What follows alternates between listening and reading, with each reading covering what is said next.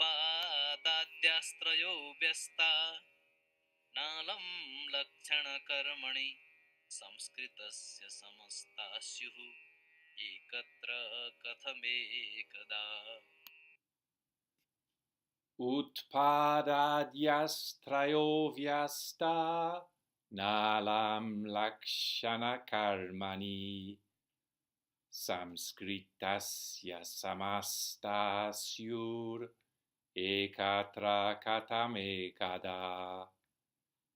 MMK chapter 7 verse 2. In making defining marks, or in the hidden meaning, in the practice of aiming to hit the mark, the three that start with arising, having been separated, are not capable of contriving. How might they, united, be at one place at one time? So again, I'm going to start by exploring what it might mean for a practitioner, for a zazen practitioner, as opposed to an academic philosopher. So the key ambiguities in lakṣaṇa-karmaṇi, that's locative. So in such and such an activity. Karman means activity, work, practice, business, action. And lakṣaṇa, as we explored already in chapter 5 and at great length in verse 1 of this chapter, lakṣaṇa is given in the dictionary. So lakṣaṇa means aiming. Its hidden meaning is aiming to hit the mark. Its ostensible meaning is defining, making defining marks. So lakṣaṇa-karmaṇi, in making defining marks, or in its function, in their function as in their function of characterizing. Okay, so it's talking about the three trayo, before vyastā, that's trayo, with Sandy, trayo, the three. Utpādādyās, so utpada, arising, or going up. Adya means, so adi means beginning with. So utpādādyās trayaha means the three beginning with arising. And those three, ostensibly, their function is to characterize, let's say, a moment. So if this table is a momentary phenomena, that is, in the Zen realist view, it's a real thing which arises, it lasts just for a flash of a moment and then ceases. In that understanding of the world, this momentary table, moment by moment, is characterized by the three marks, which is genesis, stasis, dissolution. So, lakṣaṇa-karmaṇi means in that work of characterizing. So the three characteristics, like they've got their job to do, which is to characterize this momentary phenomena of a table, to characterize it by the genesis of the moment, the very short duration of the moment, and the dissolution of the moment. So lakṣaṇa-karmaṇi on the surface means in that activity of characterizing, so in making defining marks. But below the surface, it means in the practice of aiming to hit the mark. Okay, so nothing so philosophical, more like when a karate practitioner punches the punching board, aiming to hit the mark. And I remember Gudo Nishijima talking about a chapter called Temborin, which means turning of the wheel of Dharma, where Master Tendo, various Zen masters in China, gave their take on what happens when a person's enlightened, and some previous efforts had been sort of gilding the lily a little bit. So Master Dogen's master sort of brought it down to earth by saying what happens when a person is enlightened is a beggar boy breaks his begging bowl, which is quite a nice expression. And Master Dogen characteristically, what is I can't remember the quotation now, but Master Dogen just suggests subject equals object. So when a person is enlightened, the world is enlightened, something like that. Chapter 74 is Temborin. So, to be honest, it's another suggestion of Zen realism, where everything is as it is. That's how I understood the word saṃskṛtasya, relying on Nishijima Sensei's lifetime of study of Shobogenzo. Nishijima Sensei understood that enlightenment is something as it is. So that's how I concluded my note on asamskrita in 1994. The Sanskrit dictionary definition supports Nishijima Roshi's interpretation that mui describes zazen as natural or without intention, something as it is. Zazen is zazen. But what Nāgārjuna is saying is, zazen is not zazen. Zazen, sitting meditation, can never exist as a thing unto itself. Try it without gravity. Try it without food and water. Try it without the Buddha's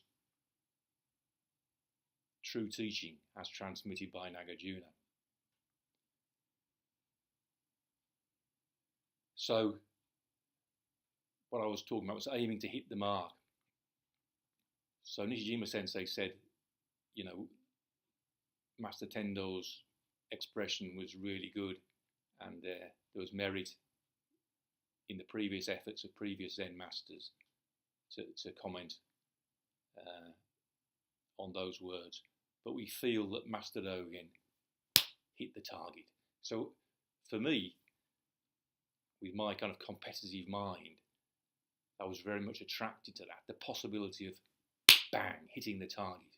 You know, that seemed to be a worthy aim, to hit the target, in the practice of aiming to hit the mark.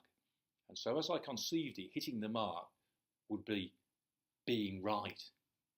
You know, it's like, boof, like you hit the jackpot, 3 sevens and all the silver coins roll out. It's like,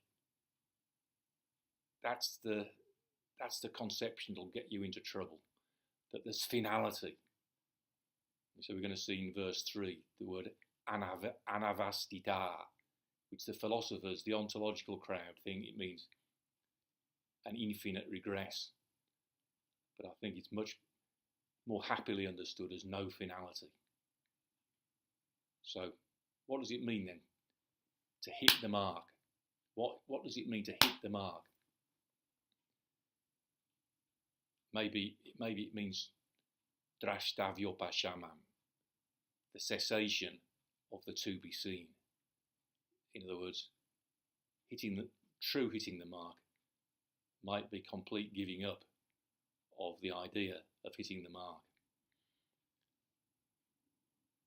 So again, it relates to, when you have the word lakṣaṇa, it always brings to mind the discussion of polishing a tile to make a mirror in Shobogenzo.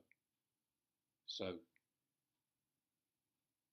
in the idealistic conception, to make a mirror, you made a mirror when you've seen reality. To make a mirror is to have realised enlightenment. But a more empty conception is when you've made a mirror, then you can look into it. And that might be the point. To keep looking deeply, to explore, to keep exploring, where finality is not in sight. So in that case, you're aiming to hit the mark. That's how I understand lakṣaṇa. That's how I think Nāgārjuna is encouraging us to look into the meaning of lakṣaṇa. He's given us those hints by saying drashta vyopashamam, the cessation of the to be seen. So lakṣaṇa, if it means aiming to hit the mark, the merit is in the aiming, not in the expectation of hitting the mark. Okay, so lakṣaṇa-karmaṇi means in that effort. I've translated it in square brackets, in the practice of aiming to hit the mark. The three that start with arising, utpādādyās trayo, vyastā, having been separated. So trayaha is nominative masculine plural. Utpādādyās is nominative masculine plural. Vyastā, again, is nominative masculine plural, and the visarga is dropped before nālaṃ. So the three that start with arising, having been separated, nālaṃ saṃskṛtasya. So alam means enough, but with the genitive it means capable of. So alam saṃskṛtasya means capable of contriving. It's negative, na plus alam, nālaṃ saṃskṛtasya, are not capable of contriving. So the three that start with arising, having been separated, are not capable of contriving. So the essence of it is that when they're separated, when arising, staying still, and cessation are understood, so vyas means to throw apart, to throw asunder. When they're separated from each other, when they're analysed, you could say, as they're analysed by Siddharisa and Katsura, who think pariksha means to analyse. When they're analysed, they're not capable of contriving. Okay, so if you want the ostensible meaning, let's see how Siddharisa and Katsura translated it. If the three consisting of origination, etc., occurred separately, they would not be able to function as characterizing the conditioned. Now that's not bad, except for, again, I hate the conditioned as a translation of Saṃskrita, but the ostensible meaning is like that. If the three consisting of origination, etc., occurred separately, they would not be able to function as characterizing the contrived, let's say. That's the ostensible meaning.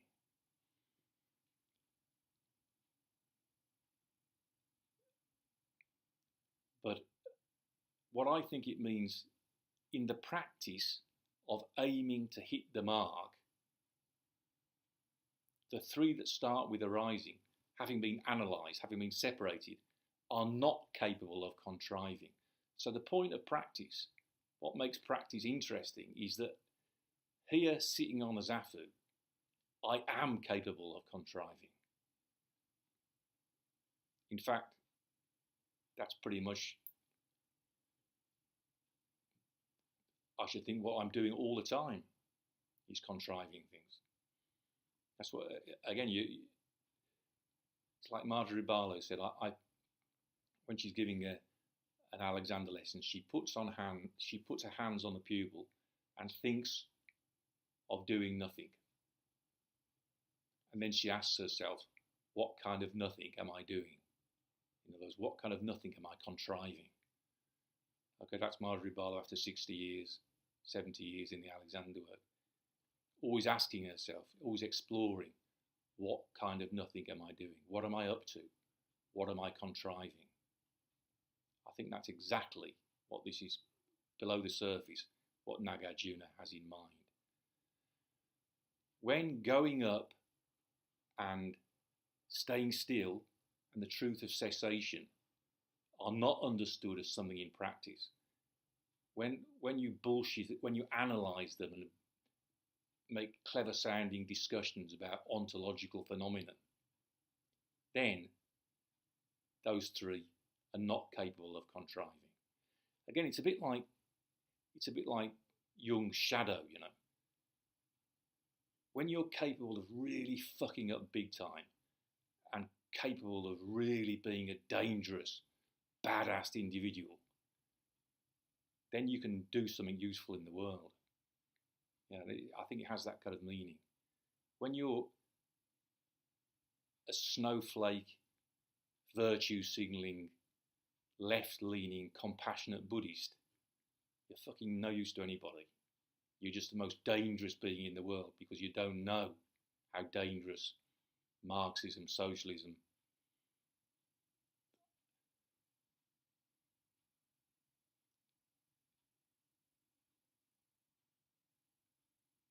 you know, you haven't studied history.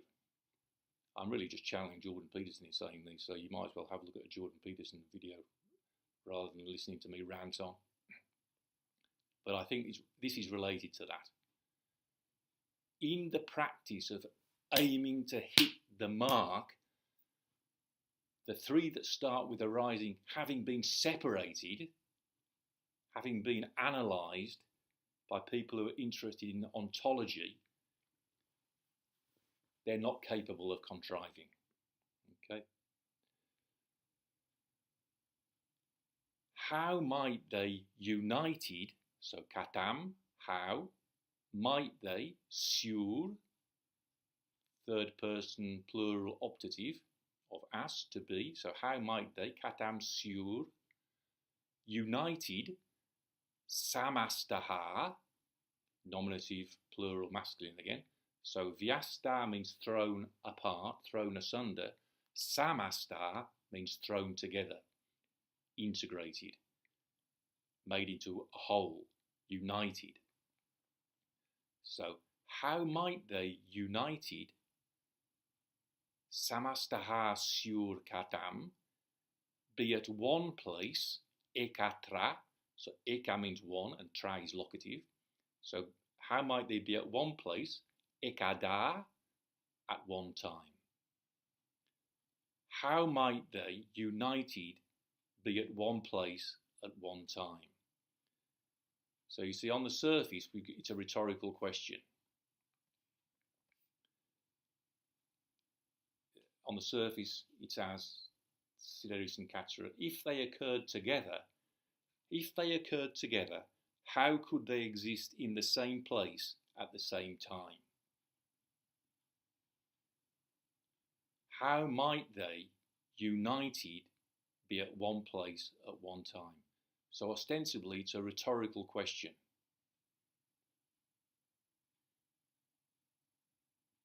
But below the surface, it's an open question.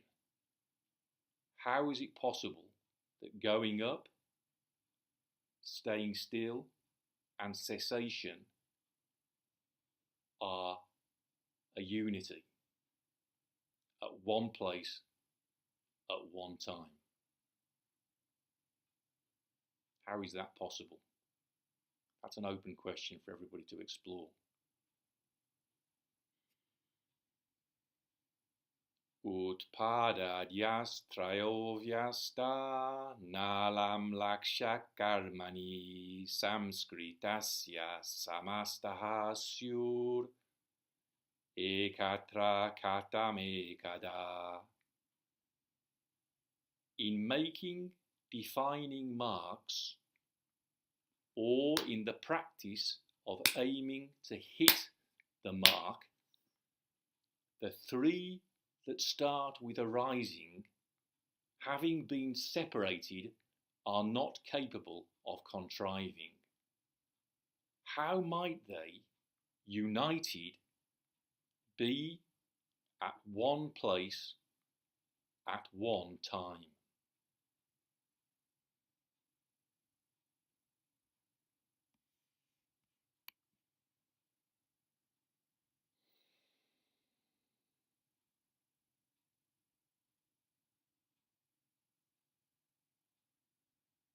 all together,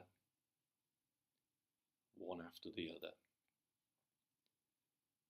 Let the neck be free to let the head go forward and up without trying to do it, without trying to contrive it, without trying to arrange it. Head forward and up. Head forward and up. Head forward and up. Not back and down. Head forward and up.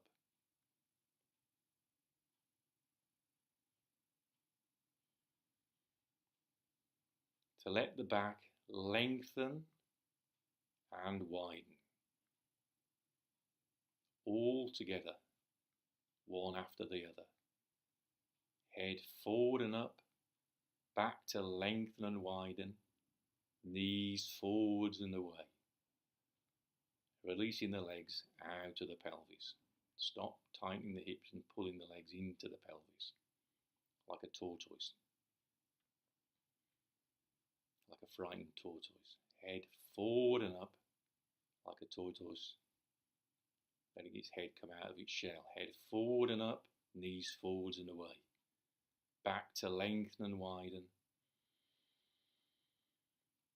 Pulling to the elbows and widening across the upper part of the arms as you widen the back. All together, one after the other. Keep going round, directing until they all become one. Let the neck be free. To let the head go forward and up. To let the back lengthen and widen, sending the knees forwards and away. Pulling to the elbows and widening across the upper part of the arms as you widening the back. Now I'm channeling Marjorie Barlow as I tell myself, put your hands together and bow. And I think, no, I'm not going to react to that idea. I'm going to give up that idea. I'm going to give up that idea. Because when I give up the idea, something releases. Especially if I give up the idea of being right, being useful, being heroic, being worshipped and adored by millions of people because of my heroic efforts. Let the neck be free to let the head go forward and up.